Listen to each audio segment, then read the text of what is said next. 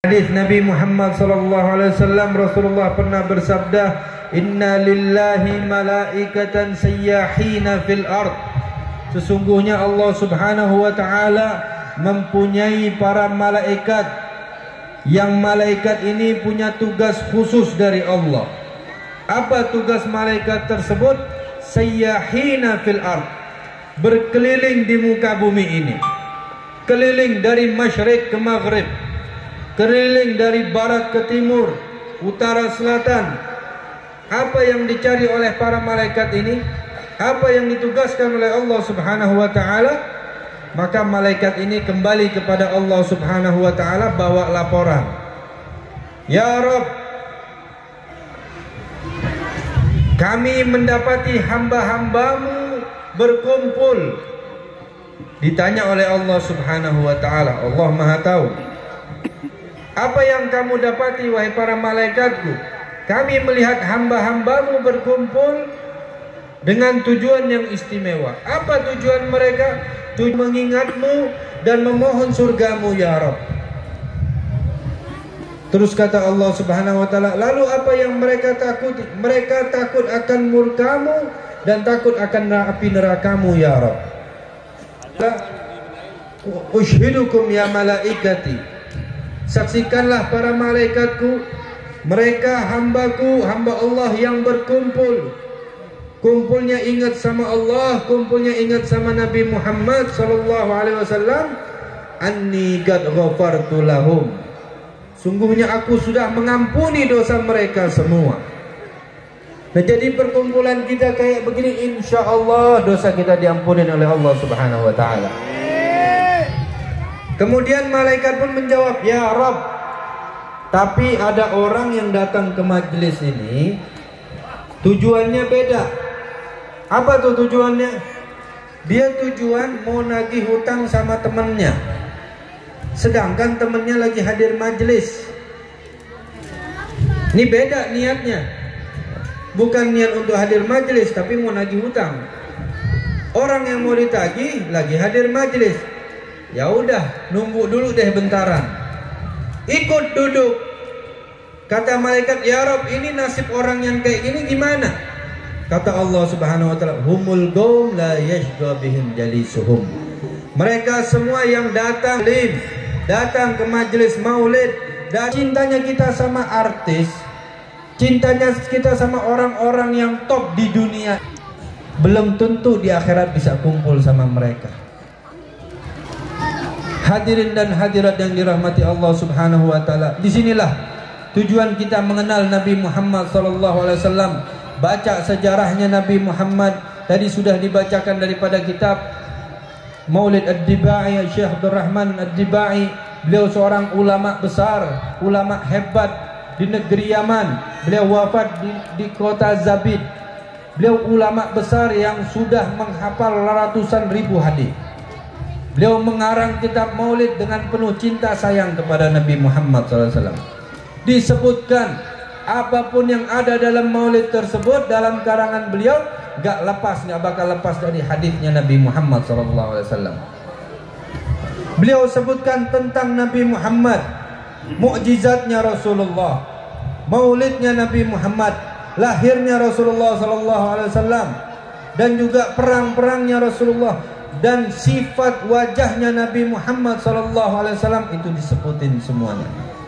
Bapak-bapak, ibu-ibu yang dirahmati Allah, ada gak orang yang sudah wafat sekitar 1000 tahun yang lalu, tapi sifat wajahnya, lekak-lekuk tubuhnya masih disebut sampai sekarang? Gak ada, melainkan hanya Nabi Muhammad SAW. Rasulullah sifatnya tercatat, matanya indah, keningnya indah, pipinya indah, tutur katanya rapi, keringatnya wangi, badannya istimewa, sifatnya orangnya pemberani, paling sabar. Itulah Nabi kita Muhammad SAW. Semua cara orang bisa jatuh cinta ada pada Nabi Muhammad. Disebutkan oleh Al-Imam Ghazali rahimahullah, beliau menyatakan, inna asbabil mawaddah tarji'u ila thalathati khisal. Sebab-sebab orang bisa jatuh cinta itu kembali daripada 3 perkara. Ini kita bisa jatuh cinta sama seorang gak jauh daripada 3 perkara ini. Yang pertama al-jamal, keindahan. Orang bisa jatuh cinta, senang sama seorang karena keindahan. Mukanya cakep, mukanya cantik. Laki-laki ngelihat perempuan yang cantik, timbul rasa cinta. Wajar, ini tabiat manusia. Perempuan melihat laki-laki yang cakep, yang ganteng, timbul rasa cinta. Cuman karena indah, cuman karena cakep, sebab orang bisa jatuh cinta. Kalau kita lihat sejarahnya Nabi Muhammad SAW, Rasulullah, manusia yang paling cakep, manusia yang paling ganteng. Semua sejarah menyebut, semua dalam hadis-hadis sahabat menyebut wajahnya indah Nabi kita Muhammad SAW. Bahkan dinyatakan bulan purnama begitu indahnya, namun ketika melihat wajahnya Nabi Muhammad SAW, keindahan bulan purnama akan sirna, tapi keindahan Nabi Muhammad SAW tetap ada. Inilah kehebatan wajahnya Nabi Muhammad SAW. Ganteng, cakep Nabi kita Muhammad SAW. Lalu dinyatakan Nabi yang paling cakep, paling ganteng Nabi Allah Yusuf alaihissalam. Tapi disebutkan dalam hadis, kata Rasulullah SAW, Yusuf u'tiya syatral hasan. Nabi Yusuf mendapat separuh keindahan. Ulama hadis menyatakan makna dari separuh keindahan tersebut adalah separuh dari keindahannya Nabi Muhammad SAW. Rasulullah manusia yang paling cakep. Ini kalau kita pelajarin sejarahnya Nabi Muhammad, bagaimana sifat-sifatnya, disebut keindahan ada pada Nabi Muhammad SAW. Indah, istimewa Nabi Muhammad. Kemudian ini salah satu sebab orang bisa jatuh cinta. Yang kedua al-kamal, kesempurnaan. Orang bisa jatuh cinta karena ada kesempurnaan, ada bakat. Ini banyak kita lihat orang-orang cinta sama pemain bola, cinta sama Cristiano Ronaldo. Benar kagak tuh? Cinta sama Lionel Messi, cinta sama Neymar, terus cinta sama penyanyi-penyanyi yang lainnya. Kenapa cinta sama mereka semua? Kenapa senang sama mereka semua? Karena mempunyai kesempurnaan bakat tertentu. Hebat main bolanya, penyanyi suaranya bagus, merdu, cinta sama orang tersebut. Tapi kalau kita lihat sejarah bagaimana kehebatan Nabi Muhammad, bagaimana bakat yang ada pada Rasulullah SAW, semuanya ada sama Nabi Muhammad. Daripada kekuatan yang ada sama Rasulullah SAW, Rasulullah manusia yang paling kuat, manusia yang paling gagah, berani. Beraninya Nabi Muhammad sangat berani, sabarnya manusia yang paling sabar. Itulah Nabi kita Muhammad SAW. Kalau kita bacain ceritanya satu persatu ini sampai subuh nggak bakal kelar ya. Nabi kita Muhammad SAW manusia yang paling kuat. Ketika Rasulullah SAW pernah jalan di pinggir kota Mekah, ketemu pegulat tangguh terkenal di kota Mekah, badannya keker, besar, kuat. Dinyatakan dalam sejarah namanya Rukana. Rukana ini dalam sejarah ini tertulis, beliau kalau nginjek kulit onta pakai kaki kiri aja, gak dua-duanya, kaki kiri satu, ditarik 10 orang gak gerak. Ini saking kuatnya Rukana nahan injekan tersebut. Ketemu sama Nabi Muhammad SAW di pinggir kota Mekah. Akhirnya Rasulullah tawarkan, Rasulullah ajak, wahai Rukana, masuk Islam, saya jamin kamu masuk surga. Langsung dapat tiket surga. Sama Rukana dilihatin doang, karena waktu itu masih awal-awalnya Islam, dan terkenal Nabi Muhammad di kota Mekah orangnya pembohong, penyihir, pendusta. Ini yang terkenal di kalangan orang-orang kafir Quraisy. Rasulullah ajak Rukana, Rukana kamu masuk Islam, saya jamin masuk surga, kata Rasulullah SAW. Dicuekin sama Rukana. Akhirnya Rasulullah SAW lihat profesinya Rukana apa sih. Dilihat sama Nabi Muhammad SAW, rupanya profesinya Rukana adalah pegulat tangguh, badannya kuat kekar. Apa kata Rasulullah? Ya Rukana, kaifa bika idza sara'tuka wa ghalabtu 'alaik atakbalu ma tad'unani. Ditawarkan oleh Rasulullah SAW, ditantang sama Nabi Muhammad. Wahai Rukana, bagaimana kalau kita duel? Kamu kan pegulat nih, ya, duel sama saya, kata Rasulullah SAW. Dan aku kalahkan engkau. Langsung ditembak sama Rasulullah. Dan aku kalahkan engkau, apakah engkau mau menerima ajakanku ini? Kaget Rukana. Dilihatin sama Rukana. Kenapa Rukana bingung? Karena Rukana tahu Nabi Muhammad ini, Muhammad bin Abdullah di kota Mekah, orang yang amin, orang yang amanat, gak pernah ribut, gak pernah berantem, gak pernah ngangkat-ngangkat yang berat. Disebutkan dalam sejarah, tangannya Nabi Muhammad SAW itu lembut bagaikan kapas, dingin bagaikan es. Sallallahu alaihi wasallam. Gak pernah berantem Nabi Muhammad. Biasanya kalau orang yang badannya kekar, keras, ya, gede, besar, itu tangannya kasar-kasar. Tapi ini Nabi Muhammad enggak. Ditantang sama Rasulullah SAW, dicuekin sama Rukana. Sekali Rasulullah tantang, 2 kali, 3 kali. Yang namanya jagoan sekota Mekah, ya masa ditantang terus, gak enak juga. Tadi bilangnya penakut. Akhirnya diterima sama Rukana. Ayo udah cepetan sini, gak usah banyak ngomong. Ayo, biar selesai dah ini. Kata Rasulullah SAW, gum idan. Kalau gitu ayo bangun. Ditantang sama Rasulullah, saling pegang berdua, ya mungkin kayak gimana gitu, hitungan 3, 2, 1. Saling berupaya untuk menjatuhkan. Rukana sekuat mungkin pengen jatuhin Nabi Muhammad, gak jatuh-jatuh. Sekali Rasulullah SAW angkat Rukana, dijatuhkan oleh Rasulullah SAW. Rukana gelinding 3 kali. Ini Rukana setelah gelinding 3 kali, duduk bengong, bingung. Apa kata Rukana? Stop dulu, ini mimpi apa enggak? Rukana bingung. Kenapa? Ini orang gak pernah berantem, gak kelihatan badannya kekar, gak pernah duel sana sini. Tapi kok saya yang terkenal di kota Mekah, gak ada yang ngalahin saya, kalah sama ini orang. Bingung Rukana. Apa kata Rukana? Ntar dulu, coba ulang lagi, mungkin di mimpi kali gitu. Kata Rasulullah, ayo gum idan, ayo bangun. Kalau mau ulang lagi siap, ayo. Ditantang lagi sama Rasulullah. Ronde kedua. Ronde kedua mulai pegangan 3, 2, 1, dibanting lagi oleh Nabi Muhammad, gelinding lagi 3 kali. Ulang lagi kata Rukana, sampai 3 kali, 3 ronde kalah Rukana telak. Inilah kekuatannya Nabi Muhammad SAW. Ketika itu Rukana bengong, terus lari, dia kabur. Ngerasa dirinya udah disihir sama Nabi Muhammad SAW. Nah inilah, kalau kita lihat kekuatan yang ada pada Nabi Muhammad SAW. Manusia yang paling hebat, kuat, istimewa, memiliki bakat, semua seluruhnya ada pada Nabi Muhammad SAW.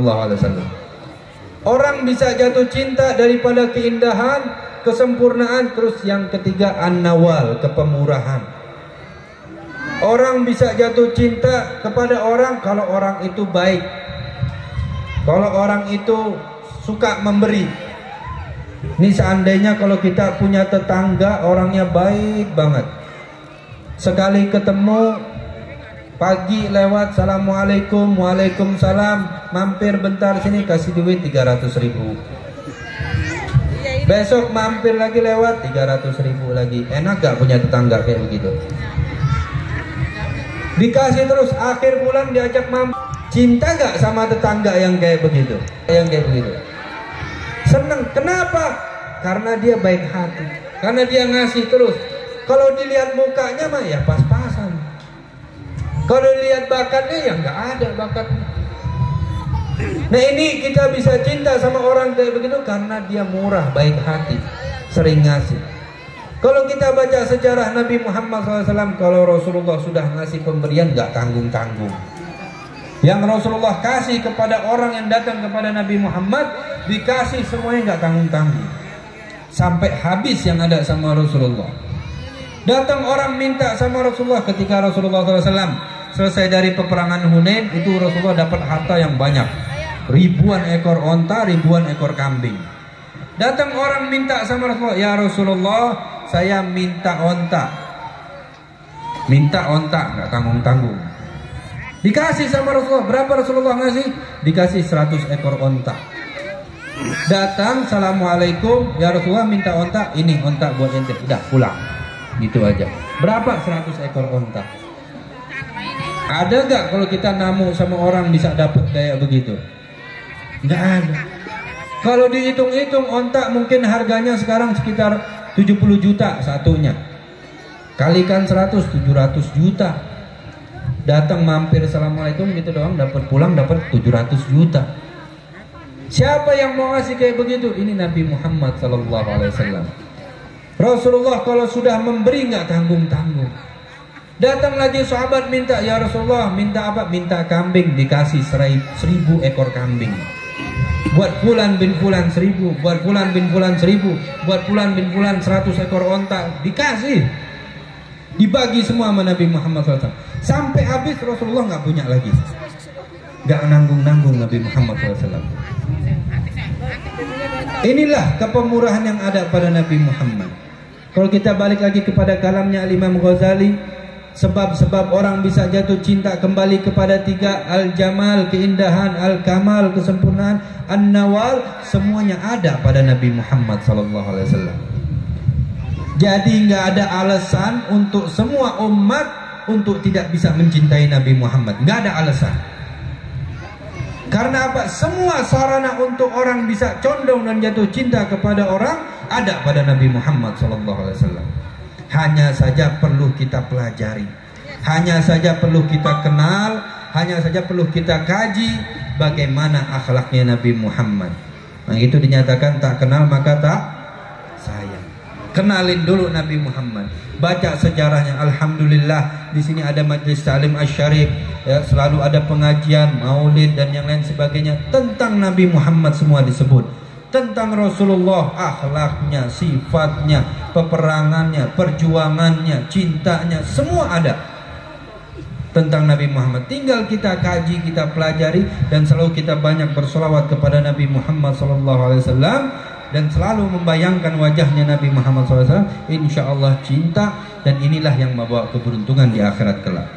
Karena kuncinya cinta kepada Rasulullah, maka insya Allah di akhirat bisa bersama Rasulullah SAW. Dalam hadis Nabi, al-mar'u ma'aman ahab yawmal qiyamah. Seseorang akan bersama yang ia cintai di hari kiamat. Nah inilah hadis terakhir yang bakal saya sampaikan. Al-mar'u ma'aman ahab yawmal qiyamah. Seseorang akan bersama yang ia cintai di hari kiamat. Kata ulama, apabila ada seorang hamba yang amal solehnya pas-pasan, dia laksanakan yang wajib, semua wajib dia jalankan, dan sunnah ala kadarnya, tapi hatinya penuh cinta kepada Nabi Muhammad, di akhirat ini orang kumpul sama Rasulullah. Di akhirat ini orang di surga sama Nabi Muhammad SAW. Tapi hati-hati sebaliknya, kata ulama, apabila ini hamba ibadatnya banyak di dunia, sholatnya banyak, puasanya banyak, sedekahnya banyak, tapi hatinya nggak ada cinta kepada Nabi Muhammad, cintanya kepada orang-orang yang tidak pernah sujud kepada Allah, cintanya kepada artis-artis yang nggak pernah sujud sama Allah, hati-hati di akhirat telah kumpul bersama mereka. Inilah mudah-mudahan berkat adanya majelis seperti ini, hati kita dibukakan oleh Allah Subhanahu wa Ta'ala agar cinta kepada Nabi Muhammad, agar sayang kepada Nabi Muhammad SAW, dan juga untuk Sahibul Bait kita doakan mudah-mudahan beliau panjang umur. Terima kasih banyak kepada Sahibul Bait, berkat beliau kita bisa berkumpul mengingat Nabi Muhammad SAW, dan mudah-mudahan yang hadir kita di sini dosanya diampuni oleh Allah Subhanahu wa Ta'ala, hajat kita dikabulkan oleh Allah Subhanahu wa Ta'ala, di akhirat kita mendapat syafaatnya Nabi Muhammad SAW. Rabbana atina fid dunya hasanah wa fil akhirati hasanah wa qina adzabannar. Wa sallallahu ala sayyidina Muhammadin wa ala alihi wasallam. Alhamdulillahi rabbil alamin. Wa'afu minkum. Wassalamu alaikum warahmatullahi wabarakatuh.